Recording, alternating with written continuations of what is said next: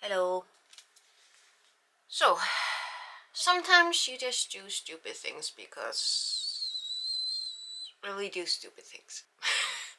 So months and months and months ago, well, not that many months, but some months ago, I cannot remember how long ago it was by now. If you can tell, I'm a little pissed at myself. I woke up at 3:30 this morning and I could not fall asleep again. It is currently like 10 minutes to 8.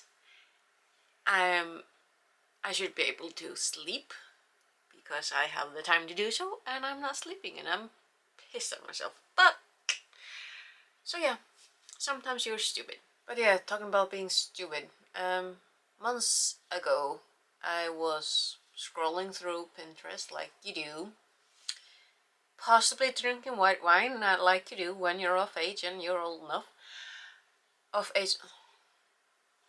Anyways, when I saw a dumb, honestly, really dumb little picture of a list, and it was so lazily made. It's something that I could have made, so the standard is not high. Also really confusing, that picture, because it like plain, and it's at the bottom of it says like available at the App Store or Play Store or something, and considering the comments, I was not the only one who was absolutely confused. But it was a list of books that every woman needs to read. And when I say lazy, I say extremely lazy list. First off, the background, like, there's nothing wrong with the background per se. It's just a stock picture of lovely looking lady being all boss babe, looking very nice. But the list itself was extremely lazy. It only had the titles and not the authors. And because I'm stupid, I decided it would be fun to look at the books and see if they were interesting, and then decided, you know what? What if I read them all? Just to figure out, because there's something about this lazy ass, like, it's lazy. And I'm extra pissed off because I wasn't able to sleep this last night. Since then, I have managed to get all the books. One of the books cost me a little trouble, and then I realized, oops, Daisy, problem. First off, the title was The Power of No. Power of No. And to begin with, I was on Amazon UK, and yes, I think I found most of those on Amazon because I don't know, there's something about Amazon and self-help books can go hand in hand in my mind. So Amazon UK had like one of those, The Power of No, and then when I got it, I'm like, I don't think that's the right one. Amazon US had two self-help books with the title The Power of No. One not available, so I got the other one. I think that's the correct one. Which is why I say that this list was extra lazy, because put the authors' names. But yeah, so it's a list of 18 titles, so I've got 19. I might have had 20 of that third Power No book would have been available, but like, I don't even have proper, yeah, well, there we go. It's practically the size of my torso. So yes, the plan is to read every single one of those horrible self-help books. And yes, I am going into this being absolutely prejudiced. I don't feel the need to read self-help books. I read previously this year I read Atomic Habits, The Charisma Myth, with if you can get chapters 3 and 4 out of the Charisma Myth, I recommend it. The rest of it, yeah. And the Marie Kondo book. And honestly, Marie Kondo has been the most helpful because it's practical. And also, the plan with these books So I'm gonna read them in 4 parts. Now I made this plan like quite a while ago, so I'm not quite sure what my thinking was, but I do remember that the first 4 that I'm going to be talking about in this vlog are these lovely ones. Possibly because I felt like all the authors are female, and they are kind of somewhat maybe go together. But the thing is that there are some problematic authors in the self-help book industry. And when even someone who is completely buried under a rock, such as myself, knows something about these people, it's like probably did something a lot of people don't like. I've got Rachel Hollis's "Girl, Wash Your Face," and even I know that Rachel Hollis kind of torpedoed her own career through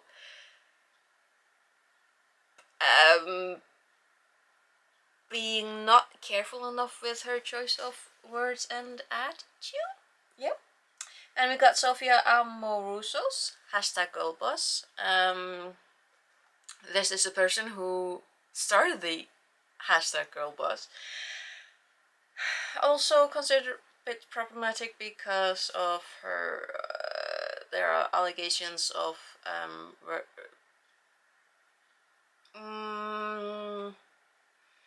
toxic workplace. Yeah, let's I think that's enough. I'm here to read books, not talk about. And then we got Mel Robbins' The 5-Second Rule, the fastest way to change your life. Honestly, I didn't really know about this author. I'm like, see, it kind of sounds like the least problematic, but again, that's her face on the cover, looking kind of looks like me when I see like someone bring me a chocolate shake. But then I read the the thing on the inside the cover, and particularly here, like, and that's when I'm like, oh dear, because second paragraph is all trying to get you to watch her 31 free video coaching sessions, and I'm like, oh, one of those. This is one of the 2 hardbacks that I got for the purpose of this dumb idea. All the rest are paperbacks. I am definitely more hopeful of paperbacks. And the last book for this part of the reading extravaganza is Ali Wong's Dear Girls. And I'm really hopeful that this will be a palate cleanser, that this will be helpful. And yes, again, I am going into this with a full head of prejudice. I don't feel like, for the most part, self-help books, there's a kernel of truth, of helpfulness, of something that can help you. Most of it is useless fluff. That's just how I see it. Like, most self-help books aren't that helpful. At the end of it, it's like, but yeah, so just so you're aware, I am horrendously prejudiced towards these books, but it's because of that list. There's just something about it. It was so weird, but also like, at the end of it, I really want to understand what kind of vibe, what kind of theme, what's the attitude here? What do these books have in common that every woman needs to read? Like, what's the deal? So I'm gonna start on these books. I'm gonna start with Rachel Hollis's Girl, Wash Your Face. I actually have started, and so far is a book. It has a certain voice. And here's a conflict. I feel like there are useful things in this book. I feel like there is something that people can take from it. But at the same time, I feel like the voice, the way that the voice, what words are being chosen, how they are presented, I feel manipulated. And I'm trying to like dissect what is actually in the book and what is my prejudice. I'm like, but yeah, so I'm gonna continue reading this, see how far I get with. Hopefully, I manage to finish it today. I don't want to spend too much time with this. Really want to get to Girl Boss next, then the 5-second rule, and ending with Dear Girls, because dear Lord, I'm probably gonna need it. Update. It's been a few days since the first clip. At least I'm dressed now. And I finished this book. Well, listen, like I said before, I am heavily prejudiced towards self-help books. I don't really know who Rachel Hollis is. I've seen 2 or 3 documentaries, and not on a very positive note because of certain things that have happened, but I'm not here to talk about the author, I'm here to talk about the book. But you can't really talk about a book unless you talk about the author, so I'm still gonna do so. The thing about self-help books is that usually they tell you something that you kind of already know. A good self-help book helps you to realize that you are allowed to do the things that you want to do. We sometimes need the push to do the things that we need to do. And that's kind of the good thing about self-help books. It's not a negative, it's a positive. It's a well-written book. Rachel Hollis is, as we say, a good pen. She knows how to write. She can get her material across well, which does, make it really easy if you, for example, want to manipulate the narrative. But I'm not. Yeah. So this is also part like memoir. She is using her own life to talk about things that she is talking about. It's not a bad book, but I'm really prejudiced. Like, I don't think I can say it enough. I am heavily prejudiced, and I can't apologize for it because I don't see a reason for why I should apologize for being prejudiced towards self-help books. I am, I'm not triggered by the references to Christianity. Rachel Hollis is a Christian. She is entitled to write with her own voice. She does use the Bible to reference some points that she is making, and although that is very much not my cup of tea, I strongly suspect that there are people for whom this works. However, it's a very gendered narrative as well, because she keeps referring to the reader as girl, sister, girlfriend. There is a certain type of a manner of writing that she is making a use of that, it's not, you can't be wrong in that type of like voice or writing. It did pull me out of the narrative a little bit, I'm not gonna lie, because I'm like, I am not your sister. I know what you're doing, but there's just something about using that type of language. It's not bad language, but something about it just, I'm not in that crowd. And now I'm reaching the weird point of the video because I don't dislike the book. I'm not the biggest fan of it, but can I recommend it? And that's a really hard point. Am I making this video to recommend these books? I don't think I am. If I come across any book that absolutely stands out and is fantastic, I will. But I don't know if I can recommend these books. I don't think that's the point with this video. So, if you're interested... I'm sorry, I just read the back. I forgot about this part. So there are like 4 quotes or whatever you call it in the back. Like there's nothing about, like the blurb is on the inside cover, like the back. It has these 4 people, and one of the top commenters here on the back is Anna Todd, who is the author of the After series. And again, I really don't want to judge anyone, but it's very hard not to. It's really hard not to. And I kind of feel bad because I'm talking about these books that are from this staffed list that's about, these books that all women should read, and I'm like heavily judging other women. I'm like, don't like that part of me, but at the same time, I am judging. So while I'm sitting here, the next book I already started is Sophia Amoruso's #GirlBuzz.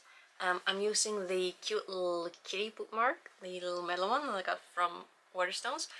Number 1, it was within reads, and if you read, if you were,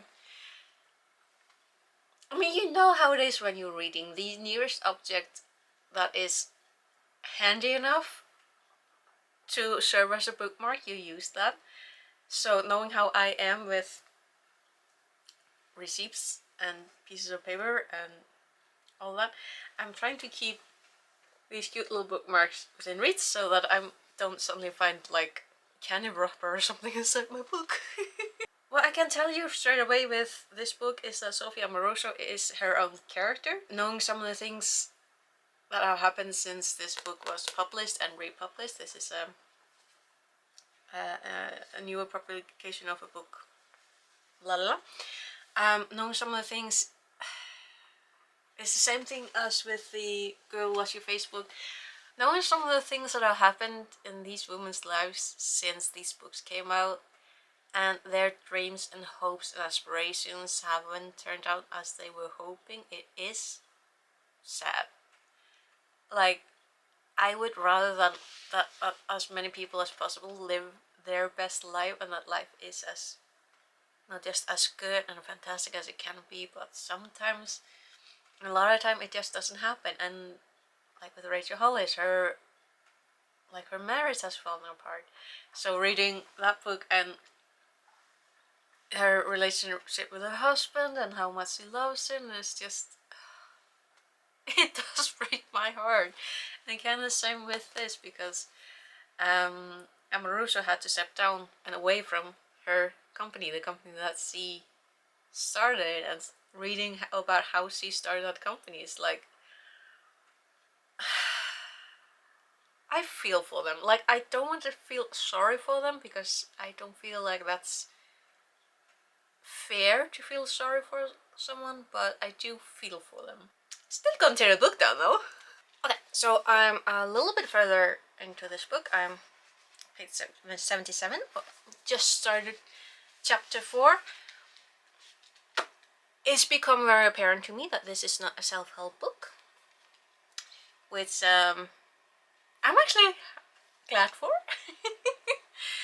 But I mean, I say that as soon as I start flipping through, but so far this has been more of a memoir, more of I mean, okay, there's some self-help here, but yeah, this has been more just her talking about who she is as a person, as this founder of Nasty Gal. And honestly, I quite like it. She is her own person. Does it strike me as the kind of person that I would not be friends with? Kinda. She kind of comes across as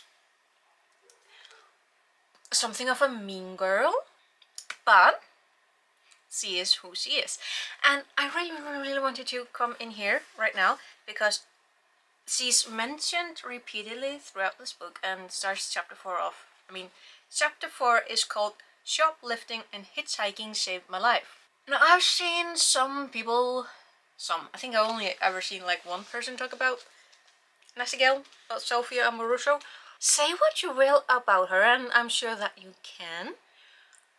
No one has mentioned her shoplifting. And I'm actually wondering if that is because she talked about herself first.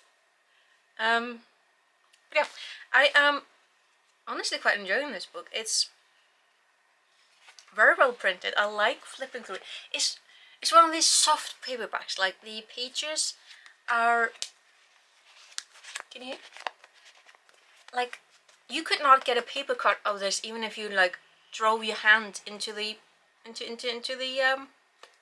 So I mean, it's a penguin, so can expect them to have, you know, mastered the art of making paperbacks. But yeah, so I'm on page, what did I say, it was page 77 of 237. So Kitty is about this far in, so it took me way too long to finish this book. I'm embarrassed about it, but we're not gonna talk about it. Yeah, finally finished Sofia Amoroso's Girl Boss, or hashtag Girl Boss. I wouldn't say it's a self-help book. It's definitely a memoir, and it's definitely like, it's more inspirational. It's more like inspiring you to go and be a hashtag girl boss. And like I said before, I went into this full of prejudice, and honestly, I cannot hate this book. It's just too honest. But what surprised me is that at the very last part of this book, it actually name dropped the author of the next book that I'm gonna write in this self-imposed challenge. And I'm like, huh, wonder if there's a connection there. Like, might there possibly be some sort of well-known connection between inspirational self-help books that are targeting a certain demographic? Who knows? But yeah, the next one is Mel Robbins' The 5-Second Rule. And honestly, I don't know what to think about this book. I did look into what I thought was very different about the book in the flesh, so to speak, because the pages are this stark white type of color, and it's got that kind of cut to them that's just very particular. That and the fact that this here back part is trying to sell me on her courses, and I'm like, But yeah, this book got me looking into the various publishers of all the 19 books that I'm reading for this challenge. There's a handful that are published via Amazon. This is fine, there's nothing wrong. Oh, here, I'm gonna backtrack right here. Technically, so my prejudice. I don't feel that there's anything wrong with self-publishing. Absolutely not. There are quite a few books that I enjoy that are self-published. However, here's the thing. When it's fiction, that's its own thing. That's fiction. But when it's like non-fiction, when it's being sold to people as something that is there to help them, I get a little suspicious. And I mean more than just a little. When it comes to non-fiction, I am very firmly of the opinion that there should be editors and publishers and people who are ready to say no. It will be interesting to see how this book will, whether it will prove itself or whether I will be like, use this as kindling. Another thing that I feel, I mean, it's completely different from this book, is not just the pages, but like, excuse me, I'm gonna come a little closer to you. Because I need to be able to flip. Oh, this is so weird. Like this. There are screenshots all over from Twitter, from mainly Twitter, I think. Possibly something from LinkedIn, but I think most of this is like Twitter. And there's like, I have a suspicion of Facebook, but I'm not really entirely sure. But like,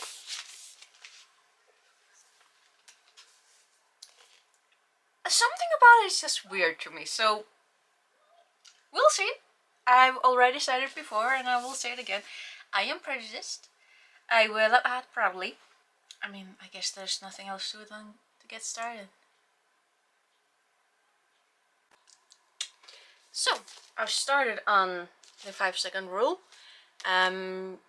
It's way more of a self-help book than the other ones. Definitely, this is a self-help book through and through. So yeah, this is apparently a special edition that I managed to get. I'm like, and that was accidental. Because I kept looking, I kept looking through Goodreads because I couldn't find this exact cover. I just found the other one that is apparently way more common, and I'm like, that's odd. Why can't I find the cover? Because it's a special edition. And the original one looks a lot more like the cover of Atomic Habits. And I'm like, you know what? I'm not gonna think too much about it. Just so I've gotten a little bit read already. I'm on page 39, starting on chapter 3. It's okay. I mean, it's a quick read. I think I had seen that already. The one thing that I find very interesting is this one on? Yes, it is. So there are pages here that you're kind of meant to cut out. I mean, that's different. That's very different. So I can definitely say that about it. I kind of want to say it's more like common sense, because a lot of these things with self-help books is that they are kind of dealing with things that you would think are common sense. But the magic about them is that they do tend to point out things that we know, but that we kind of aren't focusing on or have even forgotten. And that's kind of where self-help books shine. Yeah, they really focus what we're thinking, but you know, I'll read more. Like, it's not bad. It's not bad reading. It's just, I mean, it's a self-help book. Another thing I want to point out is that they underline. There are things that are underlined for you already in the text, and I'm like, yeah, I'll continue reading and keep you posted. Finish the 5-second rule. Definitely a self-help book.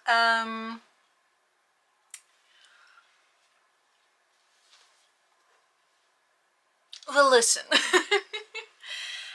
This is mainly, good lord, how to explain this book? It feels more like some sort of a reaction video in a book form.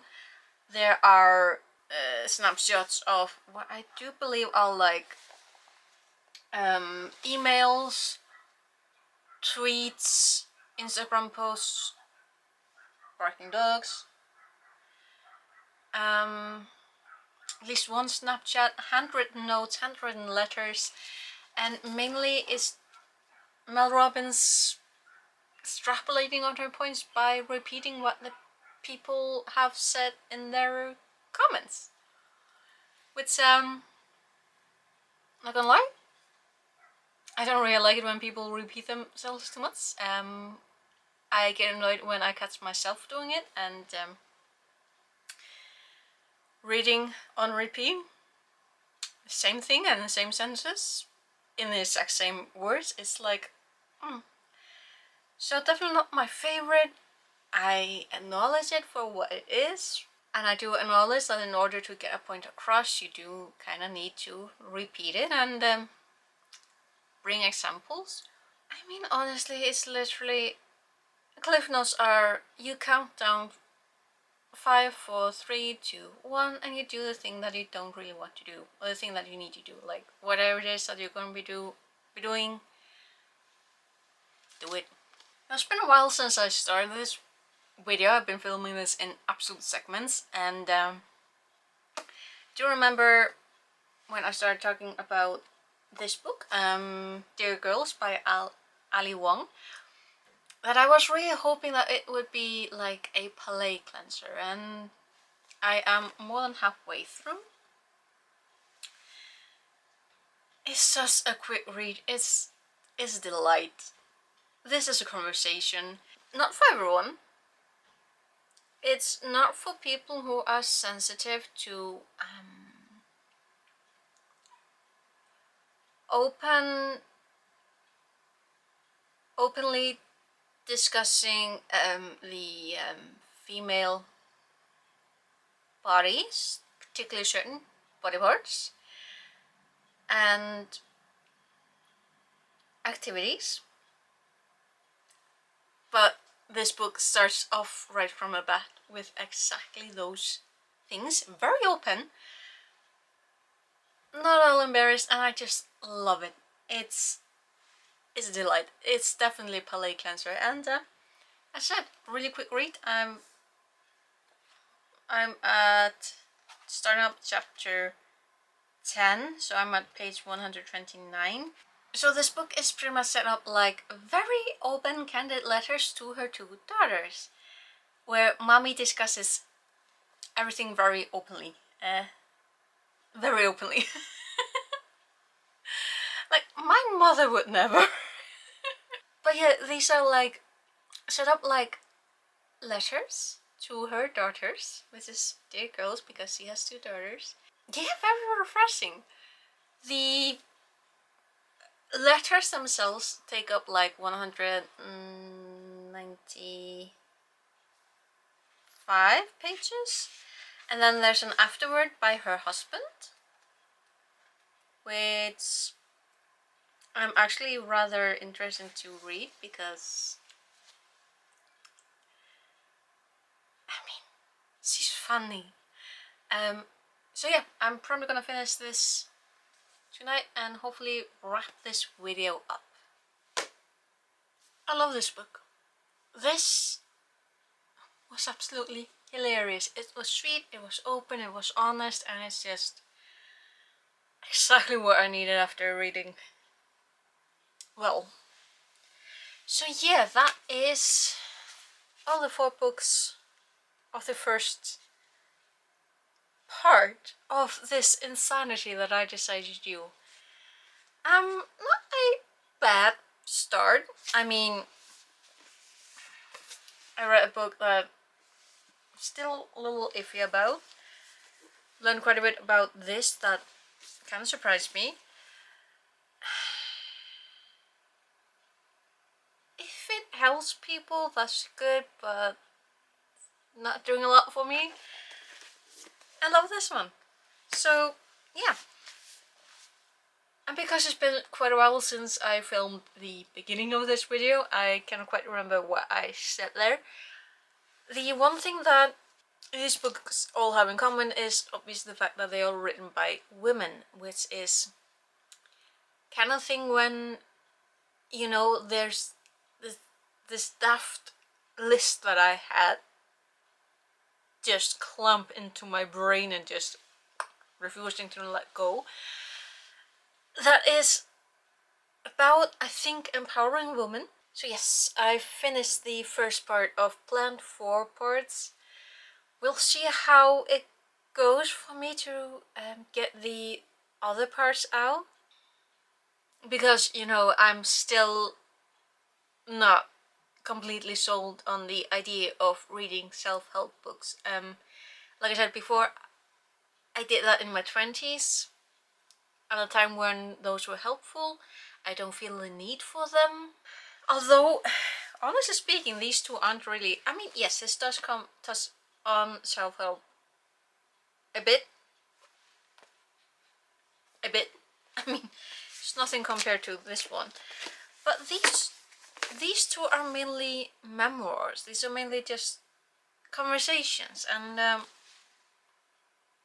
that suits me much better than the other two. So, you know, 50? 2 out of 4 ain't bad. So yeah, that is the conclusion of my first part of a 4-parter. We'll see how that goes. Did I learn anything?